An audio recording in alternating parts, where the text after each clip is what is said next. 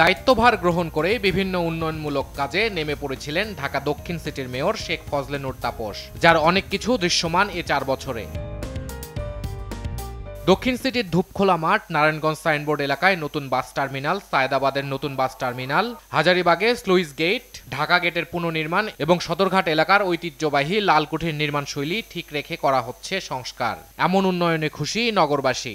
আরো জিনিসটা ভালো হলো, সৌন্দর্য ভালো জিনিসটার, আরো এলাকার যে লোকজন আসবে এগুলো দেখবে। ঐতিহাসিক যে বিষয়গুলো এগুলো আমরা হারিয়ে ফেলছিলাম। তো দক্ষিণ সিটি কর্পোরেশন তারা খুব ভালো একটা উদ্যোগ নিয়েছেন, যার মাধ্যমে আমরা এর সাথে আবারও পরিচয় হতে পারতেছি। এই এলাকার আশেপাশে আসলে কোথাও এরকম খেলাধুলার মাঠ নাই।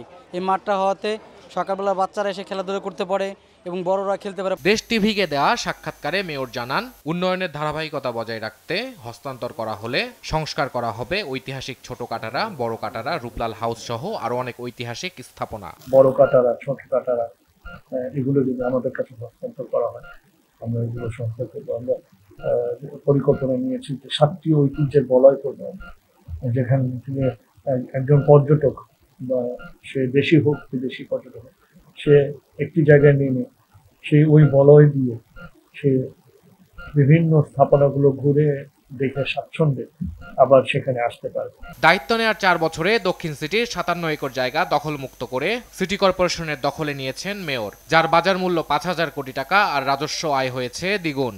দ্বিতীয় বছরে সেটা 879 কোটি টাকা এবং তৃতীয় বছরে 1031 কোটি টাকা আমরা ছুঁয়েছি। তার মাধ্যমে ঢাকা দক্ষিণ সিটি কর্পোরেশন 1000 কোটি টাকার একটি কর্পোরেশনে রূপান্তরিত হয়েছে। এটার মূল কারণ হলো যে আমরা সুশাসন নিশ্চিত করতে পেরেছি, যার ফলশ্রুতিতে এখন সেবা পেতে আর হয়রানি হয় না। ঢাকাবাসীর স্বাচ্ছন্দ্যে তাদের রাজস্ব তারা পরিশোধ করে এবং তারা দেখছে যে এটার ফলশ্রুতিতে আমাদের এখন সক্ষমতা অনেক বৃদ্ধি পেয়েছে, আমরা স্বাবলম্বী হয়েছি।